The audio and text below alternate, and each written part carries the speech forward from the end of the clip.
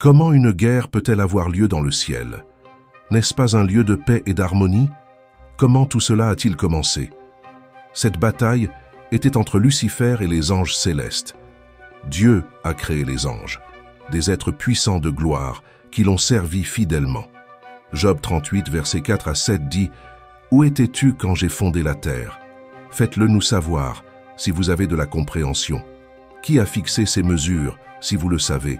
Ou qui a tendu la ficelle dessus? Sur quoi sont fondés ces fondements? Ou qui a posé sa pierre angulaire lorsque les étoiles du matin chantaient ensemble et que tous les enfants de Dieu se réjouissaient? » Cet extrait dépeint les anges comme des témoins de la création de la terre, se réjouissant de l'œuvre créatrice de Dieu. Il suggère que les anges ont été créés pour louer et glorifier Dieu, soulignant leur rôle dans l'adoration et la dévotion. Les anges sont également décrits comme des êtres puissants qui exécutent les commandements de Dieu.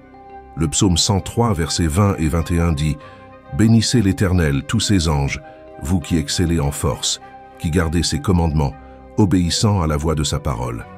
Bénissez le Seigneur, toutes ses armées, vous ses ministres, qui accomplissez son bon plaisir. » Ce passage met l'accent sur l'obéissance et la servitude des anges, indiquant qu'ils se consacrent à l'accomplissement de la volonté de Dieu. Ils sont dépeints comme des êtres puissants qui exécutent les commandements de Dieu avec précision et obéissance. Dans Hébreux 14, les anges sont décrits comme des esprits tutélaires, envoyés pour servir au nom de ceux qui doivent hériter du salut. Ce verset met en évidence le rôle des anges en tant que serviteurs de Dieu, envoyés pour aider et assister les croyants dans leur cheminement de foi. L'un de ces anges, Lucifer, était particulièrement magnifique, paré de beauté et de sagesse.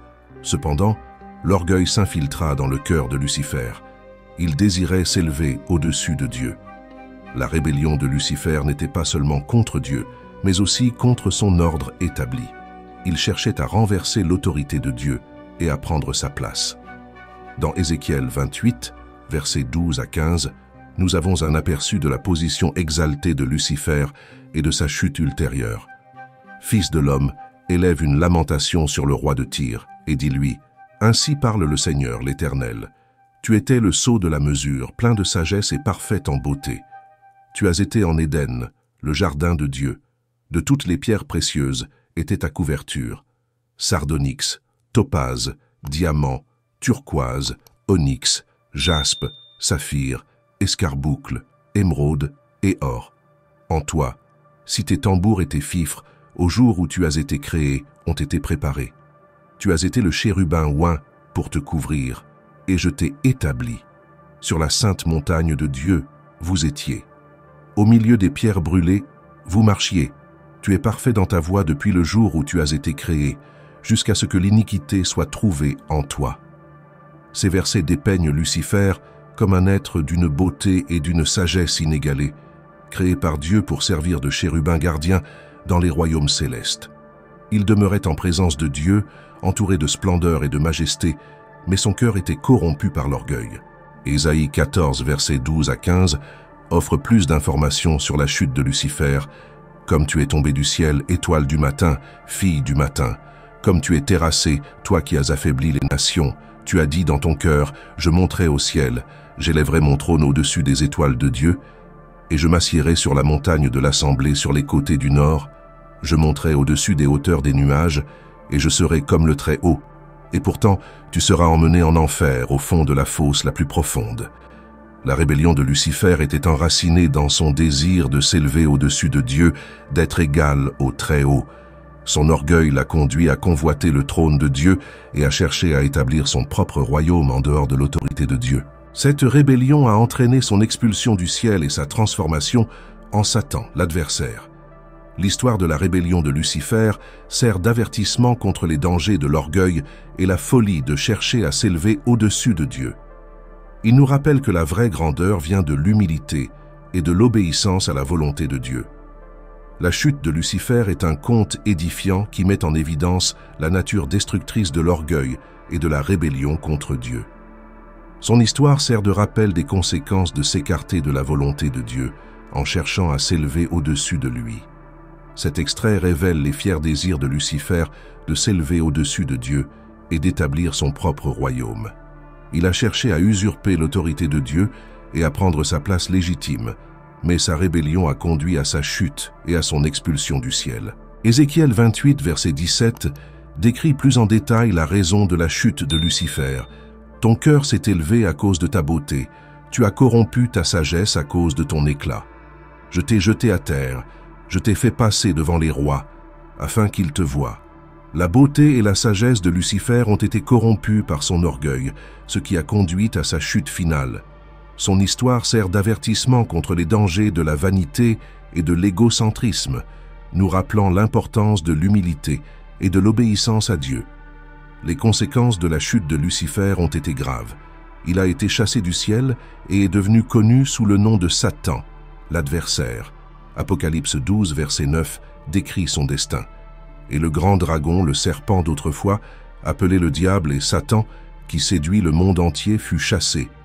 Il a été précipité sur la terre et ses anges ont été précipités avec lui. La chute de Lucifer nous rappelle que l'orgueil est une force dangereuse et destructrice qui peut conduire à la ruine spirituelle.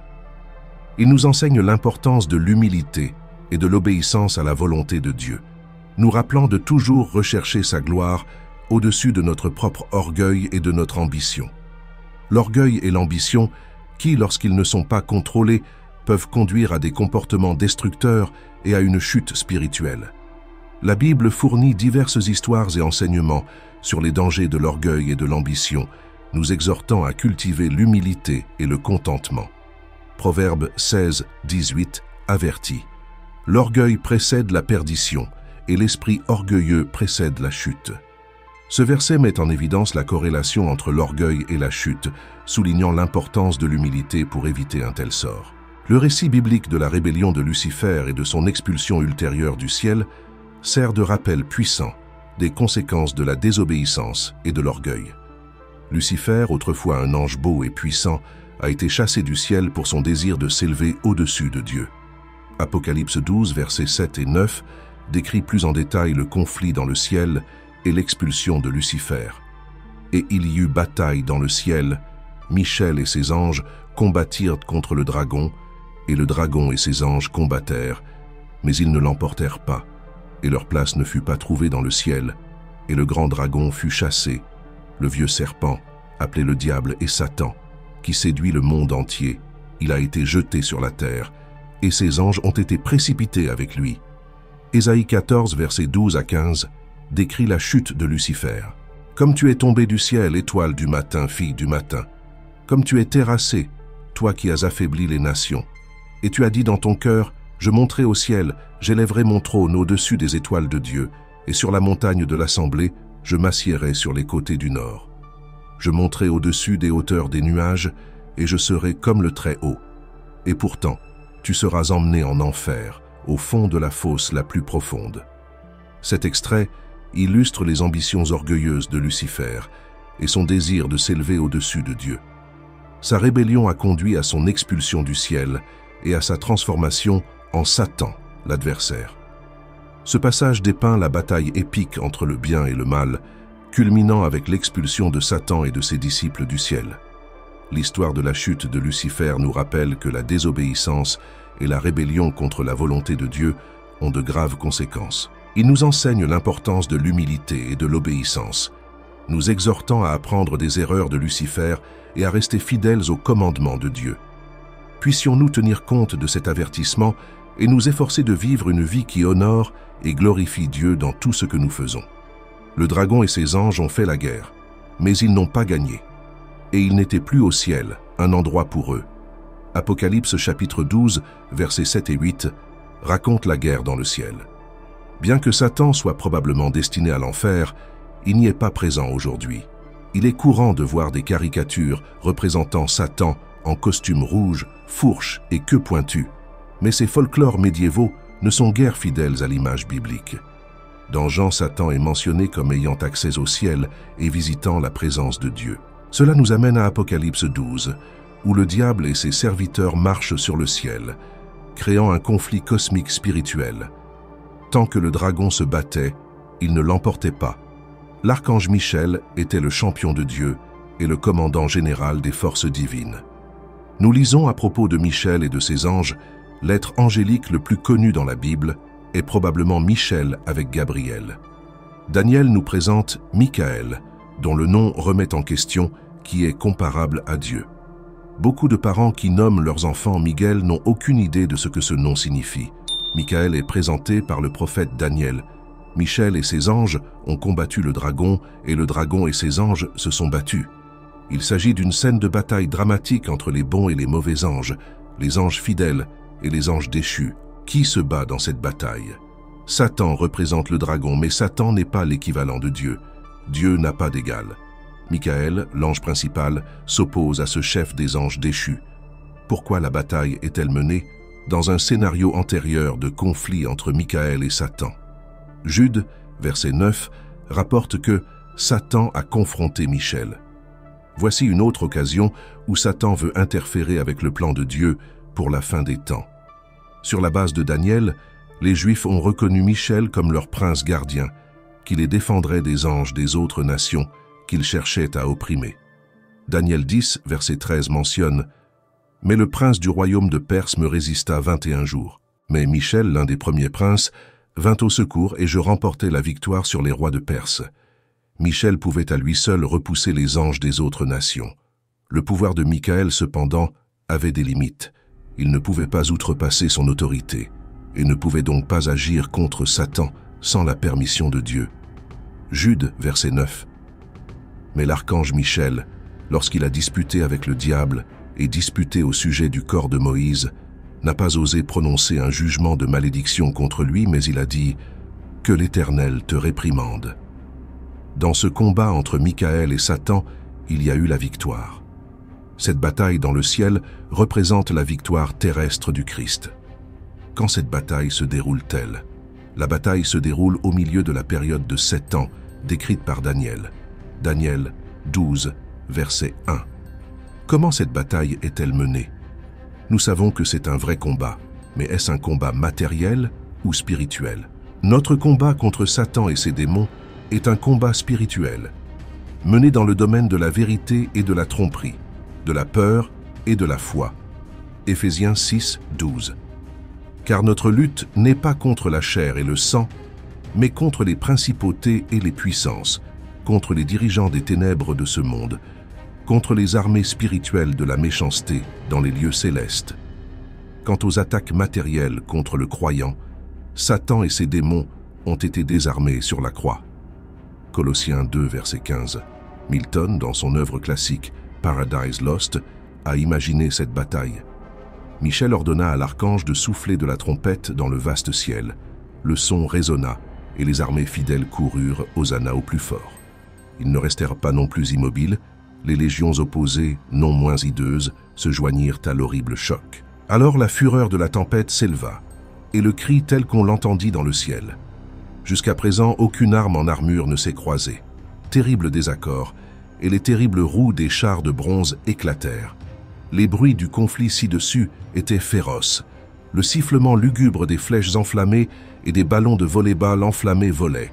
Et en volant, ils couvrirent les armées de feu. Puis, sous le feu nourri, les deux armées avancèrent avec un assaut ruineux et indiscernable. La fureur dans les cieux résonnait. Et si la terre avait existé alors, la terre entière aurait tremblé jusqu'au cœur. Apocalypse 12, verset 9. Juste après la défaite de Satan et avant sa guerre contre l'Église, une voix forte dans le ciel proclame la victoire de Dieu et de son peuple sur Satan l'accusateur. Au verset 9, le dragon est identifié comme Satan, mais au verset 10, il est décrit comme l'accusateur qui porte des accusations contre le peuple de Dieu. Satan fait référence à son identité, mais l'accusateur fait référence à son rôle dans la guerre de Dieu contre son peuple. Un témoignage fidèle au Christ leur apporte la victoire dans le combat spirituel. La victoire sur Satan était basée sur 3 facteurs: le sang de l'agneau, le témoignage fidèle à Jésus et la fidélité au Christ. Un témoignage fidèle au Christ leur apporte la victoire dans le combat spirituel. Tout au long de ce verset, notre ennemi spirituel est appelé le dragon, l'ancien serpent, le diable, Satan et celui qui trompe le monde entier. Ces titres décrivent Satan comme cruel, accusateur, adversaire et trompeur. La Bible décrit plusieurs des chutes de Satan et Apocalypse 12, verset 9, décrit la deuxième de ces 4 chutes. Il est tombé de la gloire au blasphème. Le prophète Ézéchiel nous dit que Satan était un chérubin oint qui couvrait. Il était impeccable dans ses manières. Jusqu'à ce que l'iniquité soit trouvée en lui, Satan est passé de l'accès au ciel à la contrainte sur terre. 1 Roi 22, verset 21. Alors un esprit vint se tenir devant l'Éternel et dit « Je le réveillerai ». Satan est également passé de la terre à la prison dans l'abîme pendant 1000 ans. Apocalypse 20, verset 1-2. Et je vis un ange descendre du ciel, ayant dans sa main la clé de l'abîme et une grande chaîne. Il a lié le dragon, le vieux serpent, qui est le diable et Satan, pour 1000 ans. Nous voyons que ces anges ont été jetés avec lui, ce qui implique que les esprits démoniaques sont des anges déchus qui se sont alliés à Satan dans sa rébellion contre Dieu. Ce sont vos anges qui sont aussi les chapelets des étoiles dans le ciel, décrits dans Apocalypse 12, verset 4. Le diable est descendu vers vous dans une grande colère, sachant qu'il a peu de temps. Il est l'accusateur de nos frères, qui les accuse jour et nuit devant notre Dieu. Il a été publié. L'œuvre accusatrice de Satan s'arrête ici, lorsqu'il est chassé de son accès au ciel. C'est pourquoi nous avons besoin aujourd'hui d'un intercesseur, d'un défenseur. Hébreux 7, verset 25. C'est pourquoi il peut sauver à jamais ceux qui viennent à Dieu par lui, car il vit toujours pour intercéder pour eux. 1 Jean 2, verset 1. Mes petits enfants, je vous écris ces choses afin que vous ne péchiez pas. Mais si quelqu'un pêche, nous avons un avocat auprès du Père, Jésus-Christ le juste. Cela nous donne 3 clés de la victoire des saints sur les attaques de Satan. Satan s'est peut-être trompé en pensant qu'il avait une chance. Notre rébellion contre Dieu a encore moins de sens que la rébellion de Satan. Les cieux peuvent se réjouir du départ du dragon, et c'est une mauvaise nouvelle pour la terre et la mer. Le diable sait que son temps est court et est déterminé à déverser sa colère autant que possible. La base du dragon est dirigée spécialement contre Israël, la nation d'où vient le Messie. Jean propose ensuite une stratégie simple pour que les croyants surmontent les attaques de Satan. Un plan à 3 volets contre les assauts du diable. Couverture, confession et courage. Les chrétiens qui pensent que le combat spirituel est un excellent sujet de débat, mais qui ne pensent pas qu'il a un impact sur leur vie quotidienne, peuvent être vulnérables à la défaite spirituelle. Les bons soldats de Jésus-Christ savent que Satan rôde sur la terre, qu'il peut dévorer. Nous devons être prêts.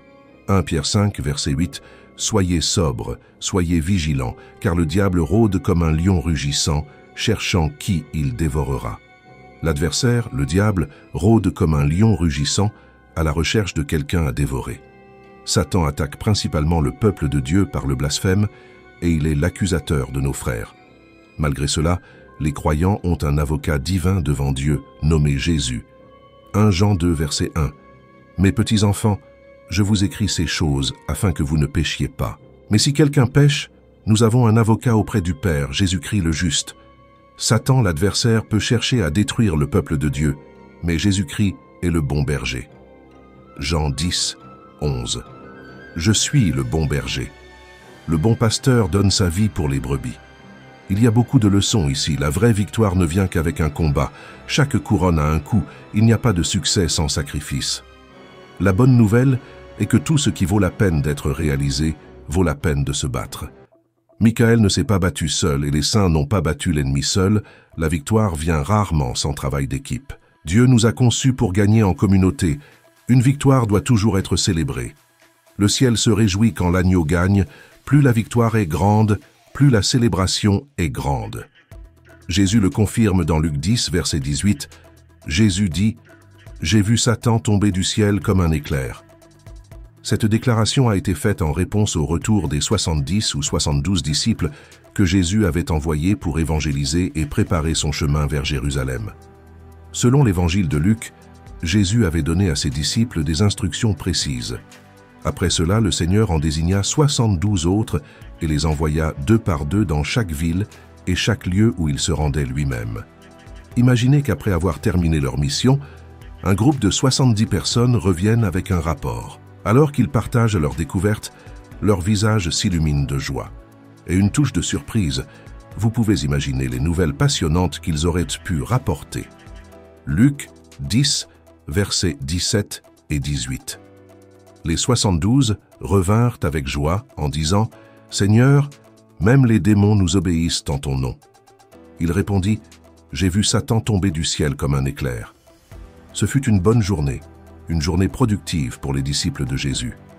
Malgré la confusion et les difficultés auxquelles ils ont été confrontés, ils ont pu diffuser le message d'espoir et d'amour à ceux qui en avaient le plus besoin, et leurs efforts ont été couronnés de succès. Les 70 sont revenus. Aucun des agneaux n'a été mangé par les wolves. Luc 10, verset 9. Jésus a donné des instructions aux 70 disciples qu'il a envoyés prêcher l'Évangile. Contrairement aux 12 disciples qu'il avait chargés plus tôt dans Luc 9, versets 1 et 2, de chasser les démons, Jésus n'avait pas donné d'instructions aussi explicites aux 70. Cependant, en accomplissant leur ministère, ils ont découvert qu'ils avaient aussi le pouvoir de chasser les démons. Cette bénédiction inattendue de son ministère nous a rappelé que lorsque nous agissons avec foi et audace dans ce que Jésus nous dit de faire, nous pouvons nous attendre à ce qu'il nous bénisse d'une manière au-delà de nos attentes. C'est un témoignage de la puissance de l'obéissance et de la fidélité de Dieu envers ceux qui ont confiance. Luc 10, verset 9. Et guérissez les malades qui s'y trouvent, et dites, le royaume de Dieu est près de vous. Cette réalisation remarquable a conduit Jésus à parler de la chute de Satan, qui faisait référence au moment où Satan s'est rebellé contre Dieu et a donc été chassé du ciel. Cet événement est considéré comme un jugement significatif sur Satan, marquant sa chute et sa défaite finale. La référence de Jésus à la chute de Satan est rapide et dramatique, comme un éclair du ciel, soulignant la rapidité et la finalité du jugement. Si Satan peut être renversé, combien plus les démons sous lui. C'est une référence au jugement sur Satan lorsqu'il s'est rebellé contre Dieu et a été chassé du ciel. En fait, il y a 4 chutes de Satan, et ce texte fait référence à sa 4e et dernière chute. C'est la seule chute de Satan qui ait jamais eu lieu. Ésaïe 14, 12. Comme tu es tombé du ciel, ô étoile du matin, fille du matin, comme tu es terrassé, toi qui as affaibli les nations. La position de cet être, qui était autrefois si haut, si brillant, a été réduite à la terre. Lisons-nous pourquoi tu l'as dit dans ton cœur. Dieu nous révèle les facteurs qui ont conduit à la chute. Nous lisons « Je serai vanité et ambition égoïste » sont représentés avec force dans 5 déclarations qui commencent par la phrase « Je serai ». C'est le cœur d'une vie centrée sur elle-même et fascinée par elle-même. Il dit « Je serai comme le Très-Haut ». C'est un étrange paradoxe que le désir d'être égal à Dieu rende un être moins semblable à lui. C'est parce que, par contraste, Dieu lui-même a fait preuve d'humilité en descendant de son trône de gloire pour se révéler à l'humanité. Même si Satan a un fort désir de s'élever, il n'atteindra aucune forme d'exaltation. Dans le moment présent, cela peut sembler élevé dans un certain sens, mais ce n'est qu'un moment passager dans le grand schéma des choses. Satan, ainsi que tous ceux qui aspirent à s'élever, finiront par être humiliés. 1 Pierre 5, 6 exprime la vraie voie pour être exalté. Humiliez-vous donc sous la main puissante de Dieu, afin qu'il vous élève en son temps. Jésus témoigne de cette chute. Ce texte confirme l'idée que Jésus existait avant sa naissance humaine et qu'il était présent au jugement de Satan. Il donne également un aperçu de la façon dont le diable a été condamné à vivre sur terre, ce qui prépare le terrain pour un conflit entre les anges. Le texte en question affirme non seulement la préexistence de Jésus, mais fournit également des informations précieuses sur la façon dont le diable a été condamné sur terre, préparant le terrain pour le conflit angélique qui surviendrait plus tard. En substance, ce texte met en lumière l'interaction entre le divin et le mal, et comment elle façonne le cours de l'histoire humaine. Jésus a parlé de la chute de Satan de la gloire à la vanité, tombant comme l'éclair du ciel, aussi dramatique et soudaine que l'éclair du ciel. Saviez-vous que chaque fois que le royaume de Jésus est présenté avec vérité et puissance, c'est comme un autre jugement sur Satan et tous ceux qui partagent son esprit rebelle. Là où l'évangile est prêché avec une puissance divine, Satan descend de son trône dans les cœurs, et les esprits humains aussi rapidement que la foudre frappe du ciel. Et quand nous voyons son royaume ébranlé, alors, comme Jésus, nous nous réjouissons en esprit. Il est étonnant de penser que la prédication de l'évangile peut avoir un impact puissant sur le domaine spirituel. Se souvenant de la chute de Satan, Jésus les a également mis en garde contre l'orgueil. Vous voyez, si même quelqu'un d'aussi puissant et privilégié que Satan peut tomber en disgrâce, alors n'importe qui le peut sûrement.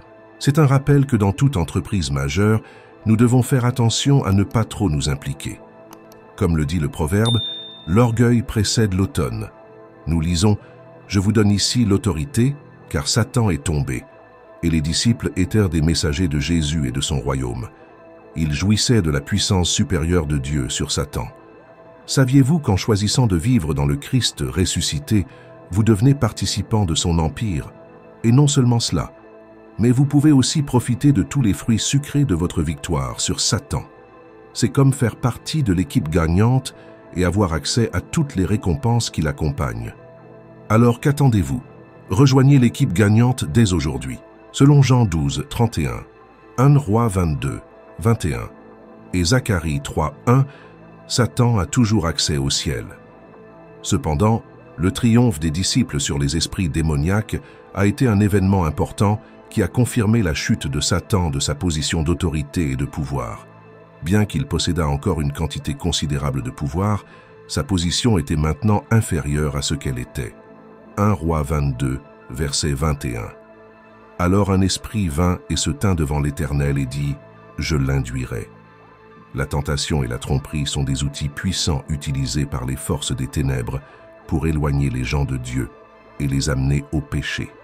La Bible nous donne un aperçu de la nature de la tentation et de la déception, ainsi que des stratégies pour les surmonter. La tentation est l'appât du péché, souvent déguisée en quelque chose d'attrayant ou de désirable. C'est une tactique utilisée par Satan pour détourner les gens de la volonté de Dieu. Jacques 1, versets 14 et 15, explique le processus de la tentation. Mais chacun est tenté lorsqu'il est attiré et séduit par sa propre convoitise. Puis, lorsqu'elle a conçu, elle enfante le péché, et lorsque le péché est consommé, elle enfante la mort. Il dit, après avoir attiré et séduit la luxure elle-même, alors la luxure, ayant conçu, donne naissance au péché, et le péché, après avoir été consommé, engendre la mort. Cet extrait met en évidence la progression de la tentation à partir d'un désir intérieur qui est ensuite exploité par des attractions extérieures. La tromperie est une autre tactique utilisée par l'ennemi pour égarer les gens. 2 Corinthiens 11, verset 14 avertit. Et ce n'est pas étonnant, car Satan lui-même est transformé en ange de lumière. Ce verset souligne la nature trompeuse de Satan, qui se déguise en quelque chose de bon et d'attrayant pour tromper les gens. L'un des récits les plus célèbres de la tentation dans la Bible est la tentation de Jésus dans le désert. Matthieu 4, versets 1 à 11, raconte comment Satan tente Jésus 3 fois, essayant à chaque fois de le faire pécher. Jésus résiste à toutes les tentations en citant les Écritures, démontrant ainsi la puissance de la parole de Dieu pour vaincre la tentation. L'histoire d'Ève dans le jardin d'Éden est un autre exemple de tentation et de déception. Genèse 3, verset 6, décrit comment Ève a été tentée par le serpent de manger le fruit défendu, ce qui a conduit à la chute de l'humanité. L'histoire illustre les conséquences dévastatrices de céder à la tentation et l'importance d'être vigilant contre la déception. Malgré le pouvoir de la tentation et de la déception, la Bible propose des stratégies pour les surmonter.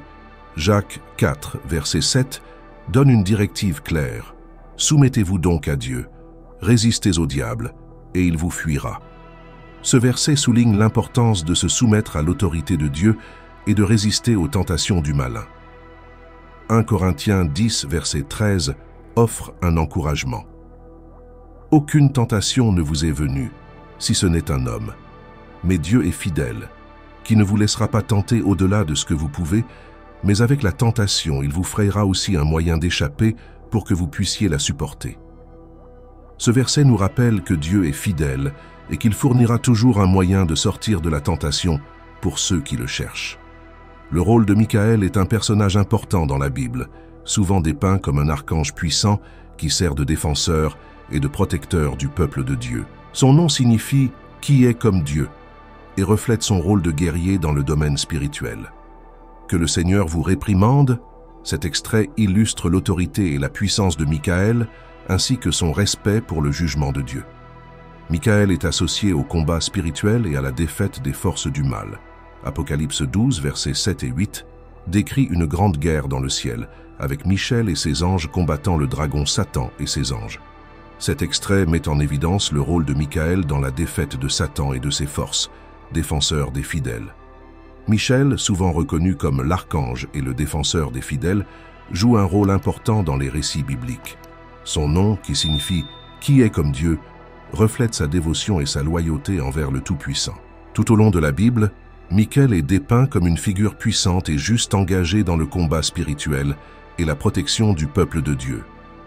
L'importance de Michael va au-delà de son rôle dans les batailles et la protection. Il est également considéré comme un symbole de justice et d'obéissance à Dieu. Face aux défis et aux tentations spirituelles, Michael incarne une foi inébranlable et une loyauté envers la volonté divine. Tout au long des Écritures, Michel est dépeint comme un chef puissant et juste, menant les armées célestes au combat contre les forces du mal. L'un des passages clés qui mettent en évidence le rôle de Michel en tant que chef des armées célestes se trouve dans le livre de l'Apocalypse. Le leadership de Michael est également évident dans ses interactions avec les dirigeants et les royaumes terrestres. L'issue de la guerre. L'une des déclarations les plus profondes sur l'issue de ce combat spirituel se trouve dans Apocalypse 20, verset 10, qui décrit la défaite finale de Satan et du diable, qui les ont trompés, en étant jetés dans l'étang de feu et de soufre, où la bête et le faux prophète étaient déjà et seront tourmentés jour et nuit, pour toujours et à jamais. Ce verset illustre la défaite finale du mal et le triomphe complet de la justice de Dieu. Un autre passage qui parle de la victoire de Christ se trouve dans Colossiens 2, verset 15. Et après avoir dépouillé les principautés et les puissances, il les exposa publiquement et triompha d'elles en lui-même. Ce verset souligne comment Jésus, par sa mort et sa résurrection, a désarmé les puissances des ténèbres et a triomphé d'elles, assurant la victoire à tous ceux qui croient en lui. La victoire du Christ assure également la victoire aux croyants. 1 Corinthiens 15, verset 57 déclare « Mais grâce que soient rendues à Dieu qui nous donne la victoire par notre Seigneur Jésus-Christ. » Ce verset souligne que notre victoire sur le péché et la mort n'est pas obtenue par nos propres efforts, mais par l'œuvre de Christ sur la croix. En tant que croyants, nous sommes appelés à vivre dans la réalité de cette victoire. Romains 8, verset 37 nous rappelle « Mais en toutes ces choses, nous sommes plus que vainqueurs par celui qui nous a aimés. » Ce verset nous encourage à vivre dans la confiance en la victoire du Christ, sachant que rien ne peut nous séparer de l'amour de Dieu. Victoire du bien sur le mal. Dans la Genèse, nous trouvons la première indication de la victoire du bien sur le mal, dans la promesse d'un Rédempteur qui écraserait la tête du serpent. Genèse 3, verset 15, préfigure la défaite finale du mal par la postérité de la femme. Et je mettrai une inimitié entre toi et la femme, et entre ta postérité et sa postérité. Il vous meurtrira la tête, et vous lui écraserez le talon. Cette promesse prépare le terrain pour le drame de la rédemption qui culminera dans la victoire du Christ. Les prophètes de l'Ancien Testament parlaient également d'une future victoire du bien sur le mal, où la justice régnerait et la paix prévaudrait. Ésaïe 9, 6 prophétise la venue du Messie dont le règne apporterait la paix et la justice éternelle, car un enfant nous est né, un fils nous est donné, et la principauté est sur ses épaules, et son nom sera Conseiller merveilleux, Dieu puissant, Père éternel, Prince de la paix. De l'accroissement de cette principauté et de la paix, il n'y aura pas de fin sur le trône de David et dans son royaume pour l'établir et la fortifier par le jugement et la justice, dès maintenant même à jamais. Le zèle du Seigneur Tout-Puissant le fera. Dans le Nouveau Testament, la victoire du bien sur le mal est pleinement réalisée en la personne de Jésus-Christ. Par sa vie, sa mort et sa résurrection, Jésus a vaincu le péché, la mort et les puissances des ténèbres. Dans Jean 16, verset 33, Jésus rassure ses disciples de cette victoire. « Je vous ai dit ces choses, afin que vous ayez la paix en moi. Dans le monde, vous aurez des tribulations, mais prenez courage. J'ai conquis le monde. » Le conflit en cours sur terre. La Bible enseigne que le conflit entre le bien et le mal, qui a commencé avec la rébellion de Satan et de ses anges dans le ciel, se poursuit sur terre. Ce combat spirituel continu est une réalité à laquelle les croyants doivent faire face. Mais la Bible fournit des conseils et des encouragements pour naviguer dans cette bataille. Éphésiens 6, 12 décrit la nature de ce conflit. Car nous ne luttons pas contre la chair et le sang, mais contre les principautés, contre les puissances, contre les chefs des ténèbres de ce monde, contre la méchanceté spirituelle dans les lieux célestes. Ce verset souligne que la vraie bataille est spirituelle, impliquant des forces invisibles du mal qui cherchent à s'opposer au dessein de Dieu et à nuire à son peuple. L'une des principales tactiques de l'ennemi dans le combat spirituel est la tromperie. 2 Corinthiens 11, verset 14, avertit. Et ce n'est pas étonnant, car Satan lui-même est transformé en ange de lumière. Ce verset met en évidence la nature trompeuse de l'ennemi qui cherche à tromper les gens et à les éloigner de la vérité de la parole de Dieu. En réponse à ce conflit en cours, les croyants sont appelés à être vigilants et à revêtir toutes les armes de Dieu. Éphésiens 6, 13 à 17 fournit une description de cette armure qui comprend la ceinture de la vérité, la cuirasse de la justice, les sandales de l'évangile de la paix, le bouclier de la foi, le casque du salut et l'épée de l'esprit qui est la parole de Dieu. En revêtant cette armure, les croyants peuvent tenir bon contre les plans de l'ennemi et continuer à proclamer la vérité de l'évangile. Un autre aspect important du rôle du croyant dans le conflit en cours sur terre est la prière. Éphésiens 6, verset 18, encourage les croyants à prier dans l'esprit en tout temps, avec toutes sortes de prières et de demandes. Dans cet esprit, soyez vigilants et persévérez dans la prière pour tous les saints. La prière est une arme puissante dans le combat spirituel, permettant aux croyants de rechercher la protection et la force de Dieu au milieu de la bataille. Malgré les défis du combat spirituel, les croyants peuvent trouver du réconfort dans la promesse de la victoire par Christ. 1 Jean 4, verset 4 déclare « Petits enfants, vous êtes de Dieu et vous les avez vaincus, car celui qui est en vous est plus grand que celui qui est dans le monde. » Ce verset rappelle aux croyants qu'ils ne sont pas seuls dans la bataille, mais que Dieu est avec eux, leur donnant le pouvoir de vaincre les forces du mal. Cette influence se manifeste souvent par le péché, la tentation et les actions de ceux qui rejettent la volonté de Dieu. Cependant, la Bible offre également de l'espoir et du réconfort aux croyants, soulignant que la puissance de Dieu est plus grande que l'influence du mal. L'un des principaux passages qui traite de l'influence du mal dans le monde se trouve dans 1 Jean 5, verset 19, qui dit « Nous savons que nous sommes de Dieu et que le monde entier est dans la méchanceté. » Ce verset met en évidence la réalité, que le mal a une emprise sur le monde, éloignant les gens de Dieu, favorisant le péché et la désobéissance. Malgré l'influence du mal dans le monde, la Bible assure aux croyants que Dieu est plus grand que le mal et qu'il a vaincu le monde. Jean 16, verset 33 dit « Je vous ai dit ces choses, afin que vous ayez la paix en moi. Dans le monde, vous aurez des tribulations, mais prenez courage, j'ai conquis le monde. » Ce verset offre réconfort et espoir aux croyants, leur rappelant qu'ils peuvent avoir la paix au milieu d'un monde troublé grâce à la victoire du Christ sur le mal.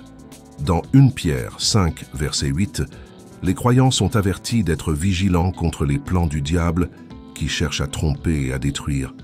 Soyez sobres, veillez, car ton adversaire est le diable qui rôde comme un lion rugissant, cherchant qui il peut dévorer. Ce verset souligne l'importance du discernement spirituel et de la résistance à l'influence du mal. Malgré l'influence omniprésente du mal dans le monde, la Bible offre de l'espoir et de l'assurance aux croyants. Romains 8, 37-39 déclare davantage dans toutes ces choses que nous sommes plus que vainqueurs par celui qui nous a aimés. Car je suis persuadé que ni la mort, ni la vie, ni les anges, ni les principautés, ni les choses présentes, ni les choses à venir, ni les puissances, ni la hauteur, ni la profondeur, ni aucune autre créature, ne pourront nous séparer de l'amour de Dieu qui est en Jésus-Christ, notre Seigneur. Ce passage souligne que rien ne peut séparer les croyants de l'amour de Dieu et que, par le Christ, ils ont le pouvoir de vaincre l'influence du mal dans le monde. Espoir de rédemption au milieu d'un monde brisé et déchu, la Bible offre un message d'espoir de rédemption et de restauration. Cet espoir est enraciné dans la promesse de l'amour et de la grâce de Dieu, qui offre un chemin vers le pardon, la guérison et la réconciliation. L'un des principaux passages qui parle de cette espérance se trouve dans Ésaïe 43, versets 18 et 19, où Dieu promet de frayer un chemin à son peuple, même au milieu de ses péchés, et de ses échecs. Ne vous souvenez pas des choses anciennes, et ne considérez pas les choses anciennes. Voici, je fais une chose nouvelle, qui vient à la lumière. Ne le percevez-vous pas? Voici, je frayerai un chemin dans le désert, et des fleuves dans le désert. Ce verset souligne la capacité de Dieu à apporter la nouveauté et la restauration, même dans les circonstances les plus sombres. Un autre passage qui parle de l'espérance de la rédemption se trouve dans Romains 8, verset 18, qui dit « Car je considère comme certain que les souffrances du temps présent ne sont pas comparables à la gloire qui doit être révélée en nous. » Ce verset met en évidence l'idée que les épreuves et les tribulations de cette vie présente sont temporaires et pâles par rapport à la gloire et à la rédemption qui attendent les croyants dans l'avenir. L'expression ultime de l'espérance de la rédemption se trouve dans la personne et l'œuvre de Jésus-Christ. Par sa mort et sa résurrection, Jésus a fourni à l'humanité un moyen de se réconcilier avec Dieu et de faire l'expérience de la véritable rédemption. Romains 5,8 déclare « Mais Dieu nous montre son amour, en ce que lorsque nous étions encore pécheurs, Christ est mort pour nous. » Ce verset souligne la profondeur de l'amour de Dieu et sa volonté de sacrifier son Fils pour la rédemption de l'humanité. En plus de l'espérance de la rédemption personnelle, la Bible parle aussi de l'espérance de la rédemption de toute la création. Romains 8, versets 19 à 21 dit « Car l'attente ardente de la créature attend la manifestation des fils de Dieu. Car la création a été soumise à la vanité, non par sa propre volonté, mais à cause de ce qui l'a soumise, dans l'espoir que la même créature pourrait aussi être délivrée de l'esclavage de la corruption, dans la liberté glorieuse des enfants de Dieu. » Cet extrait souligne que le plan rédempteur de Dieu s'étend au-delà du salut individuel à la restauration de toute la création. L'espérance de la rédemption n'est pas seulement une promesse future, mais une réalité présente que les croyants peuvent expérimenter dans leur vie. 2 Corinthiens 5, 17 dit « Si donc quelqu'un est en Christ, il est une nouvelle création. Les vieilles choses ont disparu. Voici, toutes choses sont devenues nouvelles. » Ce verset met en évidence le pouvoir transformateur de la rédemption, qui apporte une nouvelle vie et une nouvelle identité en Christ. La bataille finale. La bataille est décrite en détail dans le livre de l'Apocalypse, où les forces du bien et du mal sont dans une confrontation finale qui mène à l'établissement du royaume de Dieu et au jugement de toute la création. Apocalypse 19, versets 11 à 16, fournit une description dramatique de la bataille finale, décrivant le retour triomphal de Jésus-Christ en tant que roi conquérant. « J'ai vu le ciel ouvert et voici un cheval blanc. Son chevalier est appelé fidèle et vrai, et il juge avec justice et fait la guerre. Ses yeux sont comme une flamme de feu. Sur sa tête se trouvent de nombreux diadèmes, et il a un nom écrit sur lui que personne ne connaît sauf lui-même. Il est vêtu d'une robe teintée de sang. Et son nom est appelé la parole de Dieu. Et que les armées qui sont dans le ciel le suivent, chevauchant des chevaux blancs, avec des vêtements de fin lin blanc et pur.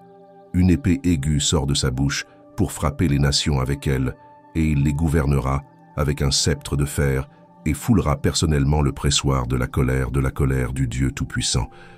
Il a un nom inscrit sur sa robe et sur sa cuisse, Roi des rois et Seigneur des seigneurs. Cet extrait représente le guerrier victorieux qui jugera les nations et établira son royaume sur terre.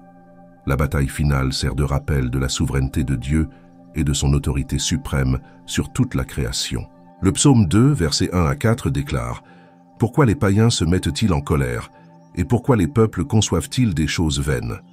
Les rois de la terre se lèvent, et les princes conspirent contre le Seigneur et contre son oint, en disant « Brisons leurs liens et secouons leurs liens. » Celui qui habite dans les cieux rit, le Seigneur se moque d'eux. Ce passage souligne qu'aucune puissance ou autorité ne peut résister à la souveraineté de Dieu et qu'il triomphera de tous ses ennemis. Leçons et réflexions. La Bible est une riche source de sagesse et de conseils, offrant des leçons et des réflexions précieuses aux croyants.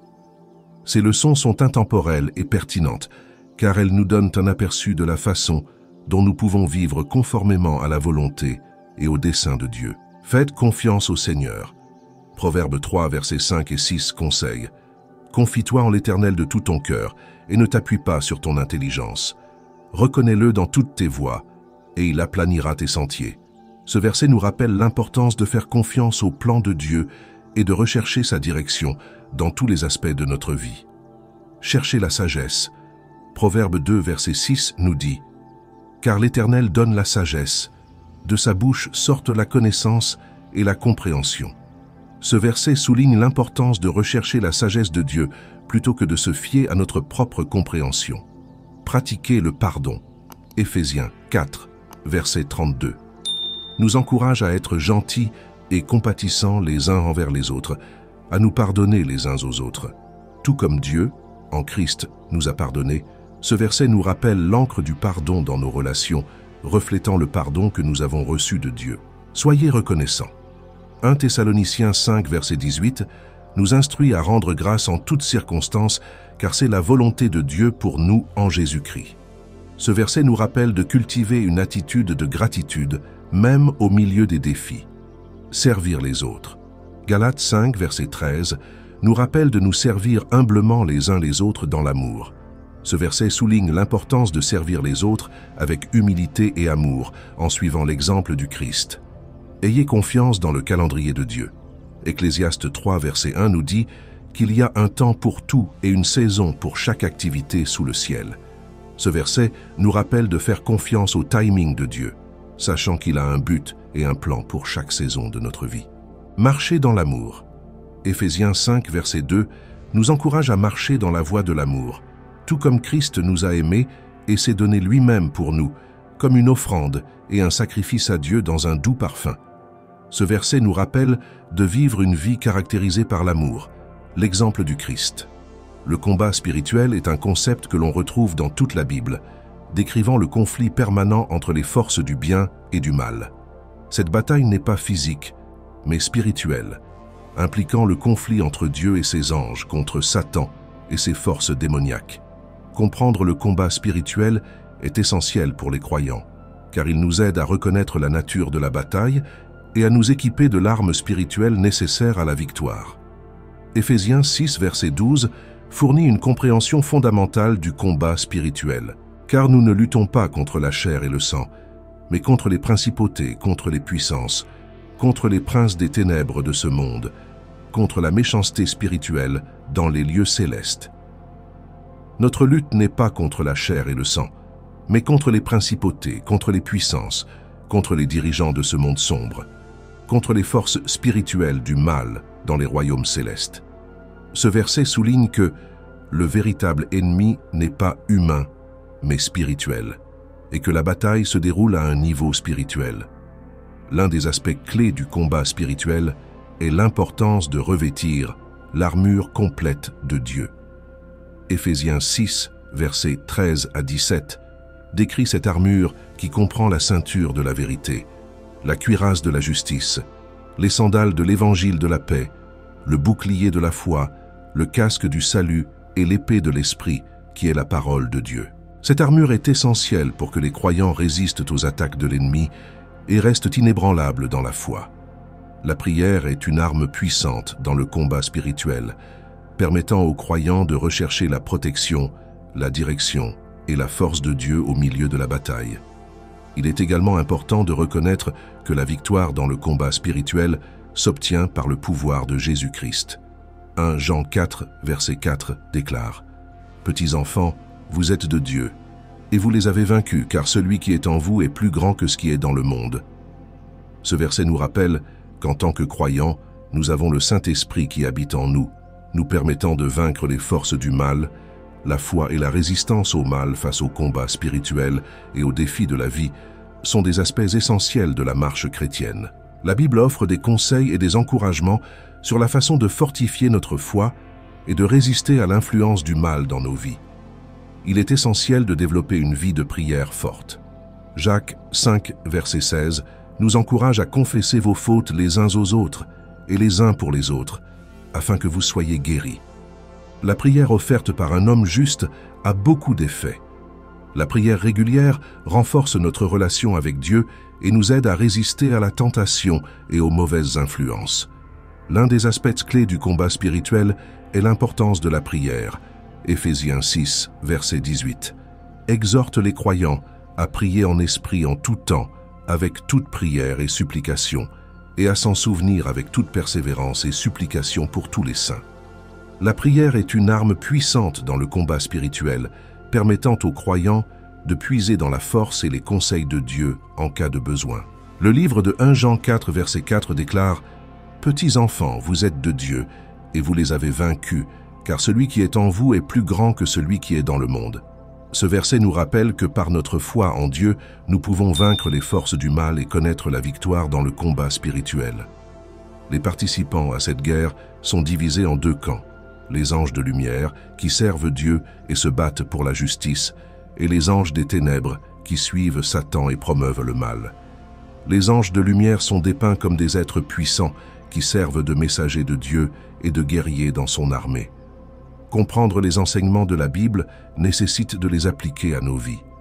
Nous te demandons, Seigneur, d'approcher ta parole avec révérence, en reconnaissant son autorité et sa vérité.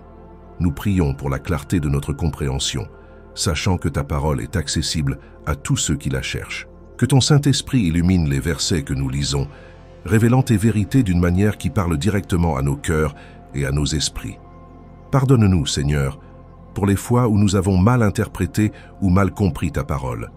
Aide-nous à abandonner nos idées préconçues et nos préjugés, en permettant à ta vérité de pénétrer nos âmes sans entrave.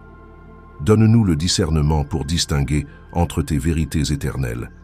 Et le contexte culturel dans lequel ils ont été écrits nous aide à appliquer les principes de ta parole à nos vies aujourd'hui, en reconnaissant que même si le monde peut changer, ta parole reste constante.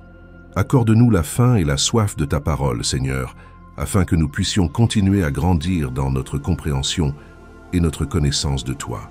Puissions-nous aborder la Bible non seulement comme un livre de règles ou d'histoires, mais comme un témoignage vivant de votre amour, de votre grâce et de votre rédemption.